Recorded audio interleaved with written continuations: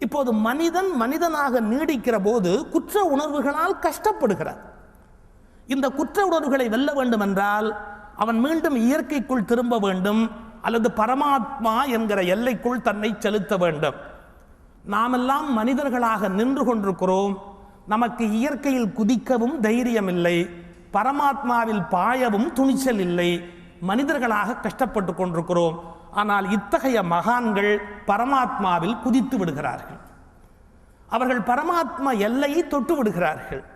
மீண்டும் இயற்கைக்கு திரும்புவதில்லை. இயற்கைக்கு உரிய வாழ்க்கை முறைக்கு திரும்பாமல் முழுமையாக பரமாத்மாவில் குதித்து அந்த பரம்பொருள் என்ற ஆனந்த எல்லையில் கடலோடு கடலாக இந்த சிறு துளியை கரைத்து விட்டு முழுமையாக அதில் சங்கமித்து விடுகிறார்கள். எனவே இடையில் நின்று கொண்டு கஷ்டப்படுகிற பைத்தியக்காரத்தனம்தான் மனித வாழ்க்கை என்பதை அவர்கள் கண்டுபிடித்து விடுகிறார்கள். இந்த மாற்றம் நிகழ்ந்து நான் மனிதனாக நீடிக்க விரும்பவில்லை, நான் மனிதனாக நீடிப்பதை விட பரமாத்மாவில் பிரவேசிப்பது உத்தமம் என்று துணிச்சலோடு பரமாத்மாவில் பாய்வதற்கு பயங்கரமான தைரியம் வேண்டும். இப்படி சொல்றேன். நீங்க கார் எடுத்துக்கிட்டு எங்கேயோ பயணம் பண்ணுகிறீர்கள். நம்ம ஊர்ல ஒரு சின்ன வேடிக்கை உண்டு. எந்த ஊர்ல எப்ப கலாட்டா நடக்கும்னு தெரியாது. என்னமோ ஒரு சாதி தகராறு, சாதிகளே தகராறுக்காக நம்ம உண்டு பண்ணி வச்சிருக்கோம். ஏதோ ஒரு சாதி தகராறு. ஒரு தடவை கார்ல போகும்போது காரை நிறுத்தி ஒருத்தர் கேட்கறான், நீ என்ன ஜாதின்றான். நான் என்ன பதில் சொல்லணும் தெரியுமா? உனக்கு எந்த சௌரியமானதோ அந்த ஜாதி. நான் உயிரோடு இருக்கணும், அதை தவிர வேற எந்த வழியுமே கிடையாது. உனக்கு எது சௌரியமோ அந்த ஜாதி தான். ஆளை விட்டா போறோம். சரி போ. ஒரு ஏதோ தகராறு நடக்கிறது ஒரு ஊருக்குள்ள, நமக்கு தெரியல அந்த ஊர்ல பொசிஷன் இப்ப எப்படி இருக்குன்னு தெரியல. நீங்க என்ன முடிவெடுப்பீர்கள்? ஒரு சாலையில கார்ல போய் கொண்டிருக்கிறீர்கள், அங்க என்னமோ பிரச்சனை, அங்க என்னமோ கலாட்டா அப்படின்னா இந்த பிரச்சனையை தாண்டி போகிற தைரியம் பல பேருக்கு இருக்காது. எல்லாரும் என்ன முடிவெடுப்போம் தெரியுமா? ரிவர்ஸ்ல வா, நாம எங்கேருந்து புறப்பட்டோமோ அங்கேயே போயிடுவோம், சேஃபா அந்த இடத்துக்கே போயிடுவோம் அப்படின்னு. இப்ப பாருங்க, பெருவாரியான மனிதர்கள் மனிதனாக நீடிக்க முடியாத போது பிரச்சனைகளை எதிர்கொண்டு பரமாத்மாவில் பிரவேசிப்பதற்கு தைரியம் வேண்டும் என்பதால், அந்த துணிச்சல் இல்லாததால் மீண்டும் விலங்கு என்கிற இயற்கை நிலைக்குள் பதுங்கிக் கொள்ளுகிறார்கள். ரிவர்ஸ்ல வந்துட்டாங்க. எப்படி? இப்போ கோபம் வருது. கோபம் வரும்போது பரமாத்ம நிலையில் பிரவேசிப்பவன் எப்படி நடந்து கொள்வான், இயற்கையில் பிரவேசிக்கிறவன் எப்படி நடந்து கொள்வான்? இப்போ ஒரு பிரச்சனை வந்துடுது, கோபப்பட வேண்டிய ஒரு சூழ்நிலை. பரமாத்மாவில் பிரவேசிப்பவன் யாரை பார்த்து கோபப்பட மாட்டான்.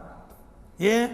நீயும் பரம்பொருள், நானும் பரம்பொருள். உங்ககிட்ட கோபப்பட்டு எனக்கு இப்ப என்ன ஆக போறது, உங்ககிட்ட என்னதான் பிரச்சனைனாலும் உங்ககிட்ட பேசி எனக்கு என்ன ஆக போறது, சரி அவன் அப்படித்தான் இருந்துட்டு போறான், இப்ப என்ன, இதுவும் மாயையின் எத்தனையோ நாடகங்கள்ல ஒன்று என்று அவன் மௌனமாகி விடுகிறான், அல்லது கோபத்தை வெளிக்காட்டாமலேயே போய் விடுகிறான்.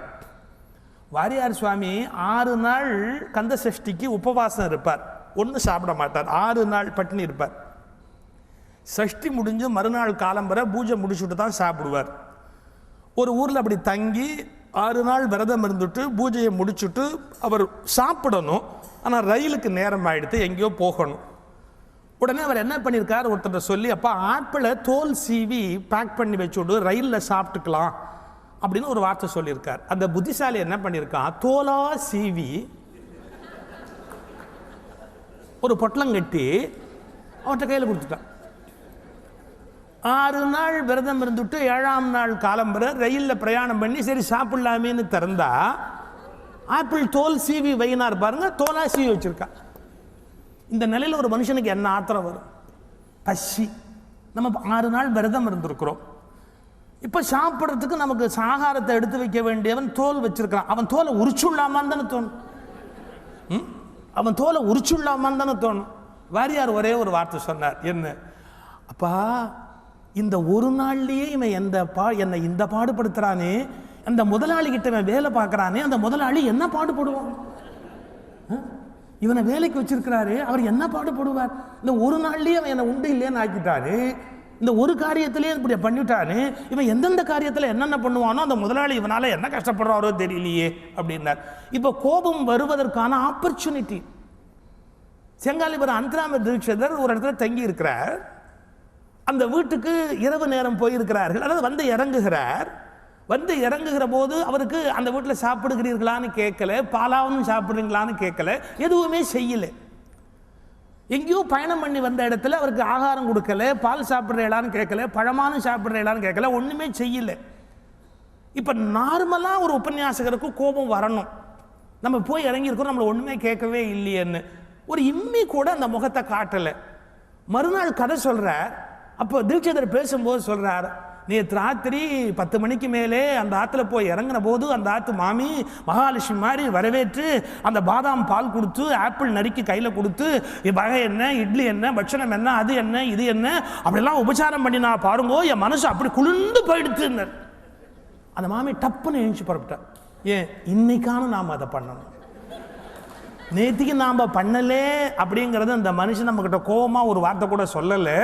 அதை இன்னைக்கு எவ்வளவு தமாஷா எடுத்துட்டு இவர் பேசுகிறார் அப்படின்னு அந்த பாதி கதையில் எழுந்திரிச்சு அந்த மாமி வீட்டுக்கு போயிட்டா. போய் பார்க்குறச்ச எல்லாம் ரெடியாக இருக்கு இன்னைக்கு.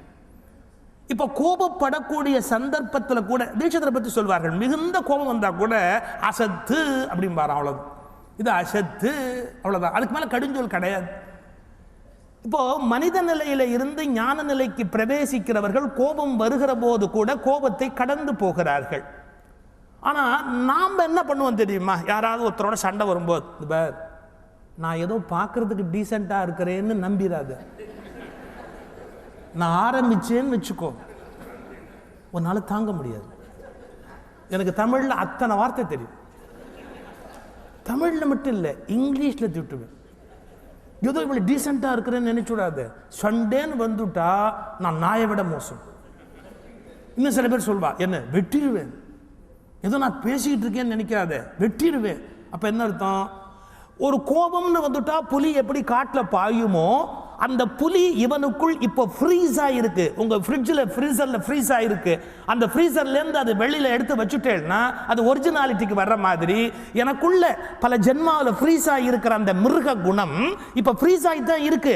அட் எனி டைம் மறுபடியும் அது ஃபுல் ஸ்விங்கில் வெளியே வரும். நாம் மீண்டும் எப்படி திரும்பிடுறோம்? இயற்கைக்கு திரும்பிடுறோம், பாதுகாப்பான இடத்துக்கு போயிடுறோம். ஏன் கோபப்பட்டா ஒன்றும் தப்பு இல்லை சார். சில சமயத்தில் கோபப்படாட்டி காரியம் ஆகாது sir. Immediately we gives us justification இல்லையா? இப்போ பாருங்க, நாம் மனிதன் என்ற பாலத்தில் இருக்கிறோம். நாம் தெய்வத்தை நோக்கிய பரமாத்மாவை நோக்கிய பயணத்தை மேற்கொள்ளுகிறோம். இந்த பரமாத்மாவை நோக்கிய பயணத்தை மேற்கொள்ளுகிற போது அதில் சில பயங்கரங்கள் நம்மால் புரிந்து கொள்ள முடிய சொத்து போயிடும். நீங்கள் ஏழையாக வேண்டிய கட்டாயம் வரலாம், உங்கள் உற்றார் உறவினரை பிரிய வேண்டிய கட்டாயம் வரலாம். நல்லா யோசிச்சு பாருங்க, ஒரு சரியான ஞான பாதையில் போகிறவனை உலகம் கிறுக்கன் என்று சொல்லும். ஒரு சரியான ஞான பாதையில் போகிறவனை உறவினர்களால் சகித்துக் கொள்ளவே முடியாது. ஏன் நான் போனா என்ன மதிக்கலை, என்ன ஏன்னு கேட்கல, என்ன வான்னு கேட்கல, என்ன போன்னு சொல்லலை, என்ன சாப்பிடுன்னு சொல்லலை, இப்படி எதையான இந்த உலகம் சொல்லிக்கொண்டே இருக்கும். நீங்கள் ஞானப்பாதையில் பிரவேசிக்கிற போது ஏகப்பட்ட ஆபத்துக்களுக்கு உள்ளாக வேண்டி இருக்கும். அப்போ அதை நோக்கி தொடர்ந்து நான் சொன்ன பாருங்க, என்னமோ ஒரு ஜாதி கலவரம்னா நம்ம கார் தாண்டி போக தயாரா இல்லை, ரிவர்ஸ்ல புறப்பட்ட இடத்துக்கே போயிடுறோம், சேஃப்டி அப்படின்னு. அதுபோல் இந்த ஆன்மீக பயணத்திலும் பரமாத்மாவில் பிரவேசிக்கிற தைரியம் இல்லாமல் நாம் மீண்டும் இயற்கையில் பிரவேசித்து விடுகிறோம். ரிவர்ஸ், மறுபடியும் நமக்குள்ள இருக்கிற மிருக குணத்துக்குள்ள போய் பிரவேசிச்சிடுறோம். இந்த மாதிரியாக சரிக்கு கீழே போகாமல் துணிந்து அந்த பயணத்தை மேற்கொண்டு மேலே போகிறார்களே, அவர்கள்தான் குருமார்கள், ஞானிகள், ஜீவன் முக்தர்கள், சமாதி நிலை என்கின்ற உத்தம நிலையை அடைகிறவர்கள். இதில் இன்னொரு சின்ன விஷயம் இருக்கு. பயணம்னு சொன்னால் ஒரே மாதிரியான பயணம் அல்ல. நான் இதுக்கு முன்பு ஒரு முறை அறம் செய்ய விரும்பு என்ற தலைப்பில் கிருஷ்ணகாந்த் சபாவில் பேசினேன். அப்போ ஒரு குறிப்பு சொன்னேன். பயணம் என்பது 2 வகையான பயணம் இருக்கு. எப்பவுமே எந்த பயணமுமே 2 வகை உண்டு. எப்படின்னா, நேர்கோட்டு பயணம் அப்படின்னு ஒன்று உண்டு, அதன் பிறகு மேல் நோக்கிய பயணம் என்று ஒன்று உண்டு. 2 வகை இருக்கு பயணத்தில். அதிகமாக பிளேனில் பயணம் பண்ணி பழக்கப்பட்டவர்களுக்கு தெரியும். பிளேன் வந்து டேக் ஆஃப் ஆகிற வரைக்கும் நேர்கோட்டு பயணத்தை மேற்கொள்ளும் இல்லையா? அது டெர்மினல் 1லேருந்து புறப்படுறதுனா டெர்மினல் 1ல் எல்லா பேசஞ்சரையும் ஏற்றுனதுக்கு அப்புறமா பட்டையை இறுக்கி கட்டி கொண்ட பிறகு அது மெதுவாக அப்படியே புறப்பட்டு அந்த இடத்துலேருந்து ஊர்ந்து இப்படி போகும் நேராக. இப்போ எங்கேயாவது ஒரு பிளேன் டேக் ஆஃப் ஆகி மேலே போகாமல் நேர்கோட்டு பயணமே பண்ணினா அதுக்கு பிளேன்னு பேரா? கார் நேர்கோட்டு பயணம் பண்ணலாம், பஸ் நேர்கோட்டு பயணம் பண்ணலாம். நேர்கோட்டுனா ஸ்ட்ரைட் இப்படி பயணம். பஸ் நேர்கோட்டு பயணம் பண்ணலாம், கார் நேர்கோட்டு பயணம் பண்ணலாம், ரயில் நேர்கோட்டு பயணம் பண்ணலாம், பிளேன் ஒரு குறிப்பிட்ட காலம் வரையிலே நேர்கோட்டு பயணம் பண்ணி கரெக்டாக அந்த லெவல் வந்த உடனே அப்படி செங்குத்தா மேலே தூக்கி மேல் நோக்கிய பயணத்தை எடுத்தாதான் அதுக்கு பிளேன்னு பேரு. மனிதன் பிளேன் போன்றவன். ஆரம்ப காலத்தில் புல்லாய் பூடாய் புழுவாய் தாவரங்களாய் இருந்த வரையில் நேர்கோட்டு பயணம் அனுமதிக்கப்பட்டது. இந்த மனித பிறவியிலும் குழந்தையாய் இளைஞனாய் இருக்கிற காலம் வரையில் நேர்கோட்டு பயணத்தை மேற்கொண்டு ஞானம் என்பது என்ன என்று தேடிய மாத்திரத்தில் பிளேன் டேக் ஆஃப் ஆகிற மாதிரி மேல் நோக்கிய பயணத்தை செய்கிற போதுதான் அவன் தன் பயணத்தை பூர்த்தி செய்ய முடியும். அவன் வானத்தில் பிரவேசிப்பதற்கு தயாராக இருக்க வேண்டும். அவன் நேர்கோட்டு பயணத்தையே வாழ்க்கையில் நடத்தக்கூடாது. எது நேர்கோட்டு பயணம்? உண்டதே உண்டு, உடுத்ததே உடுத்து, தின்றதே தின்று, செய்ததே செய்து தன் வாழ்க்கையை நேர்கோட்டு பயணத்தில் முடிக்கிறவர்கள் எத்தனை கோடி பேர். இது என்னடா இது லைஃப்? திரும்ப திரும்ப இதே காரியத்தை பண்ணிட்டு நான் பூமியில் இருக்கிறேன்னு மறுபடியும் கல்யாணம் பண்ணி பிள்ளையை பெற்று பிள்ளைக்கு கடன் வாங்கி அப்புறம் பேரனுக்கு கடன் வாங்கி சில பேர் பிள்ளைக்கு வீடு கட்டி கொடுப்பான், அப்புறம் பேரனுக்கு வீடு கட்டி கொடுப்பான். என்ன இதே வேலையா வாழறது?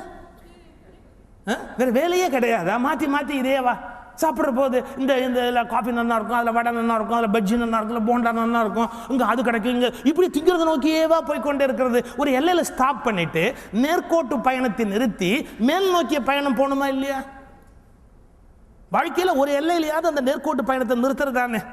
அருணகிரிநாதர் பாடுறார், எல்லாம் பிறந்து இருந்து செத்து போறான் அந்த உலகத்தில். கருவடைந்து பத்துற்ற திங்கள் வயிறு இருந்து முற்றிப்பயின்று கடையில் வந்து உதித்து குழந்தை வடிவாகி கழுவி எங்கு எடுத்து சுரந்த முகையருந்து விக்க கிடந்து கதறி அங்கை கொட்டி தவழ்ந்து நடமாடி அரைவடங்கள் கட்டி சதங்கை இடுகுதம்பை பொற்சுட்டி தண்டை இவை அணிந்து முற்றி கிளர்ந்து வயதேறி அரிய பெண்கள் நட்பை புணர்ந்து பிணிவுடன்று சுற்றி திரிந்த தமியன் உன் கிருபை சித்தம் என்று பெறுவேன். ஒரு பொண்ணுக்கு இன்னொரு பொண்ணு கல்யாணம் பண்றது, இன்னொரு பொண்ணுக்கு இன்னொரு பொண்ணு கல்யாணம் பண்றது, இந்த பொண்ணு நானும் கொடுத்து நடத்துவாளா பாக்குறேங்கிறது இப்படியே போய்கொண்டே இருந்து அதுக்கு என்ன முடிவு இருக்கு? அப்புறம் இந்த ஜென்மா விட்டா அப்புறம் அடுத்த ஜென்மாவில் போய் கல்யாணம் பண்ணிக்கலாம். இப்படி நேர்கோட்டு பயணமே பண்ணி கொண்டே இருந்தா இவன் என்னைக்கு டேக் ஆஃப் ஆகி மேலே போறது?